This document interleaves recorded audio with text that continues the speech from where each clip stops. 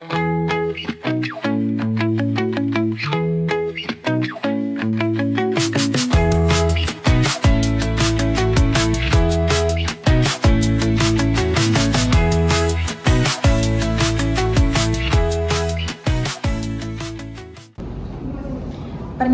dalam Islam adalah ibadah yang menyempurnakan separuh agama. Di Indonesia, pernikahan termasuk ke dalam peristiwa hukum karena sah menurut syariat dan tercatat oleh negara. Mari kita ikuti prosesnya.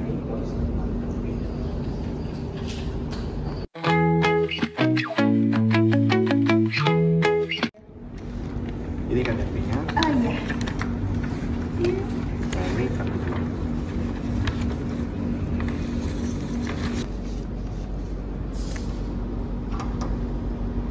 Nah, jadi sebelum prosesi akad nikah, calon mempelai itu perlu menyiapkan dokumen-dokumen administratif seperti misalnya KK, KTP, ataupun surat keterangan dari kelurahan yang nantinya akan diserahkan kepada kantor urusan agama atau ke pencatatan sipil.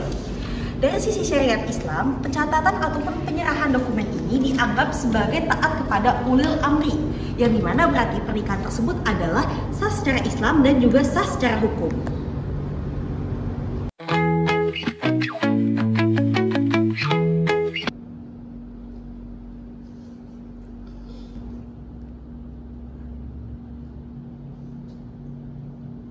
Baiklah, kita mulai prosesi akad nikahnya. Kepada wali, apakah sudah siap? Saya siap sebagai wali dari mempelai. Kepada para saksi, apakah sudah siap menyaksikan? Siap.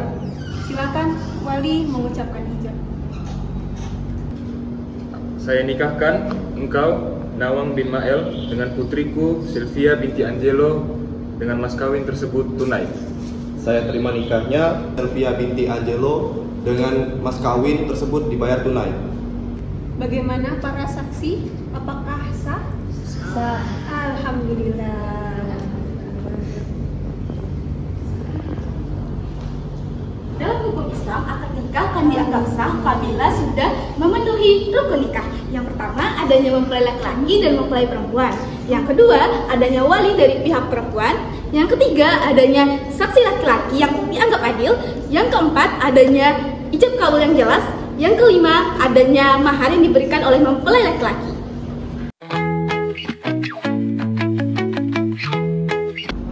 Ini adalah buku nikah sebagai bukti sah perkawinan menurut negara. Baik, terima kasih. Nah, jadi dengan adanya pencatatan yang dilakukan setelah prosesi akad nikah, maka pernikahan tersebut sah secara hukum Islam dan juga sah secara hukum negara. Sehingga dilakukannya tujuan pencatatan pernikahan ini adalah untuk melindungi hak-hak dari suami, istri dan juga anak.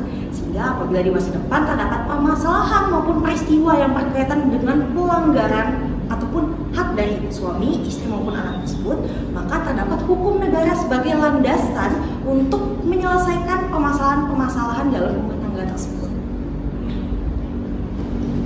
Nah, jika salah satu rukun maupun syarat nikah tidak terpenuhi, maka akad nikah dapat dianggap tidak sah dalam hukum Islam. Artinya hubungan suami istri yang timbul dari akad itu tidak memiliki kekuatan hukum tetap baik secara agama maupun negara.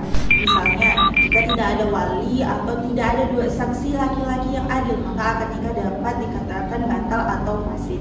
Dan juga jika pencatatan nikah itu diabaikan, memang sah secara agama, tetapi ia bisa menimbulkan masalah di kemudian hari. Misalnya, sulit dalam membuktikan status pernikahan, hak waris, serta hak anak di mata hukum.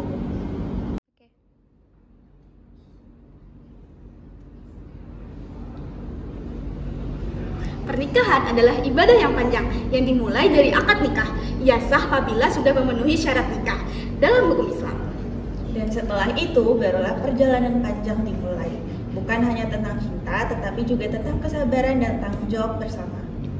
Nah, dalam hukum Islam, pernikahan itu bukan hanya sebagai hubungan lahir, tetapi ikatan lahir dan batin yang menghalalkan hubungan, menjaga kehormatan, dan sebagai sarana untuk membangun keluarga yang sakinah, mawaddah, dan warahmah.